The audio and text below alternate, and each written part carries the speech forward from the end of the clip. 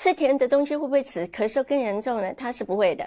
但是呢，你吃比较有甜的东西的话，尤其是一些糖浆或者是很甜的东西的话，有的时候呢，它会让你的那个痰更加的你会感觉你的痰更加的稠密一点点，所以的话呢，你会感觉好像是说是咳嗽会更加的严重起来。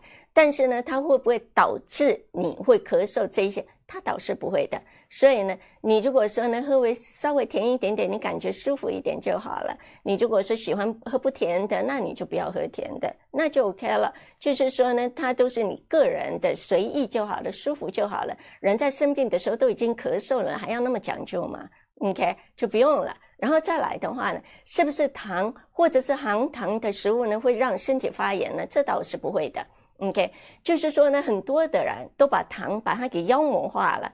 其实呢，我们吃下去任何的东西，你吃下去的米饭，到最后都要变为是糖分的。OK， 因为我们的细胞，人类的细胞是靠糖分存活的。你的小孩子的脑部的细胞，唯一的它靠的就是糖。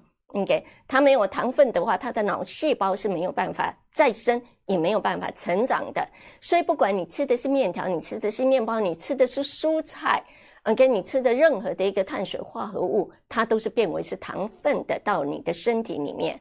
那么是什么是控制你的糖分的呢？控制你的糖分的是叫做纤维。所以我们不断的在说，你要多吃纤维。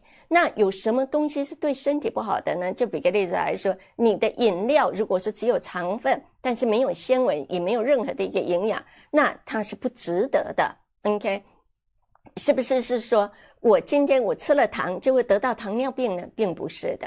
OK， 而是肥胖它会导致糖尿病。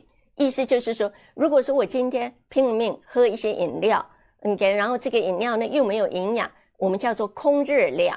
那空热量的状况底下呢，我就得到的就是只有糖分而已。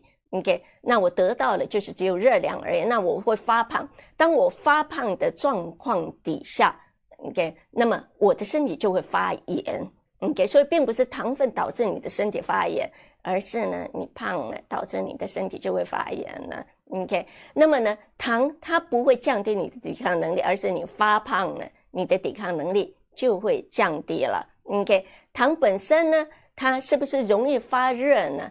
它倒不是的。但是呢，我们人类呢，当我需要很快速的能量的时候呢，碳水化合物它能够很快速的给我能量的。 OK， 所以比个例子来说呢，如果说呢，我今天我要赛跑，我要短跑，我要有一些碳水化合物，那么它马上转化成糖，它就会马上给我能量的。